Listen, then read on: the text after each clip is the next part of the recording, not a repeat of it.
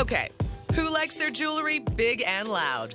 Chunky, chunky, chunky, all the way. The brighter, shinier, the better. Then you'll love a Mayan cross necklace, the unmissable centerpiece of the Sweet Romance line of costume jewelry. The Mayan cross necklace is a beautiful composition that takes the colors of the earth, sangria red, flaming tangerine orange, aqua, and topaz. It's just a wonderful blend of colors.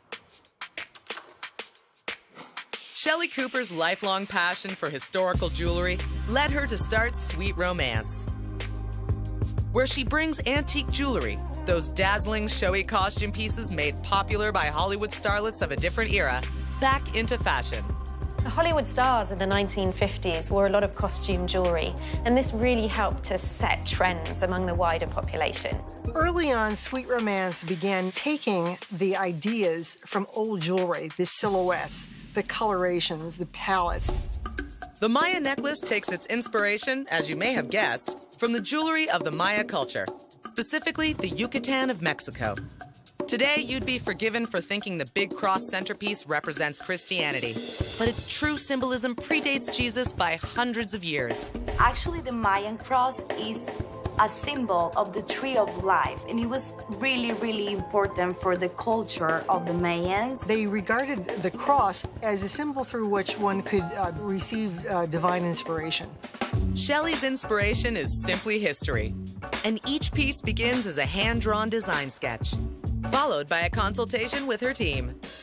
I thought we would try to figure out how we're going to maybe make the glass correspond to the resin. I like it because it runs smoothly through the filigree. I'll produce a frontal illustration that shows a frontal view and a side view, and I'll make it so that it is exactly to scale. Shelley then turns that cross-shaped tree of life into a mold. The bronze crosses are set in her 10,000 square foot studio in Gardena, California, ready for bedazzling. First, the cross's gem cavities are buffed and polished.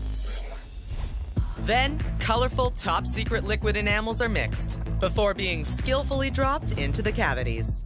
We decided to create a resin. Once it's deposited in place on the cavity where stone should go, it creates a domed surface, so it has the appearance of a stone. The cross will be held around the neck by 3 chains, a beaded chain and 2 brass chains. They get made while the resin dries. The bead chain is a mixture of hand-blown silica glass and ceramic. Each necklace contains 50 beads, which are painstakingly hand-threaded, one at a time. The making of the beads has a filament, both gold and dark blue, that wind their way through the molten glass, and it sets up the idea of the embroidery that the Mayan women use. Gold was vital to the Maya culture, and Shelley's chosen to honor it by using gold-colored brass. Every chain loop is individually crimped by hand.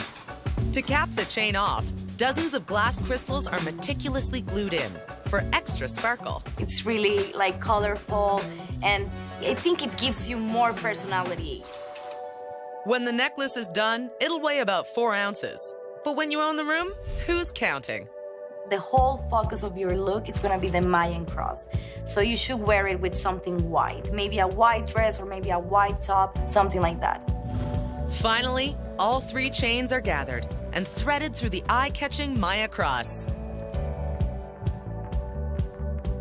The necklace is given a final inspection before being shipped to boutiques, jewelry stores, theaters, museums, and anywhere else. We go wherever we can get a purchase order.